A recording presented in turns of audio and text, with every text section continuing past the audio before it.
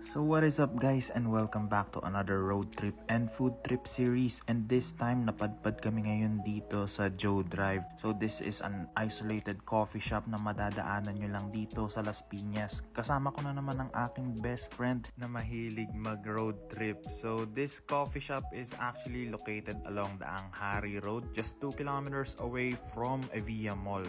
And maganda dito is meron silang option for drive-thru. So pwede kayong mag-take out, and also pwede din naman kayo tumambay dito dahil kung makikita nyo napakalapad ng parking space, and they offer alfresco dining. So this coffee shop has a similar vibe and aesthetic along with all the other Dear Joe coffee shops, which is an American retro style. They have several options like rice, pasta, sandwich, salad, pastries, and of course coffee and blended drinks. Price range ng food nila is around 160 pesos to 400 pesos, while yung drinks naman nila is ranging from 160 to 300 pesos. Just keep in mind lang guys na they only offer alfresco dining, so the best option in my opinion is to go here around 4 or 5 p.m. para ma-enjoy nyo yung golden hour na tinatawag, di ba?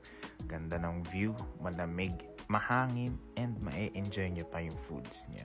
So tara guys, road trip na. Joe Drive, Las Piñas, malapit lang sa Evia. Let's go!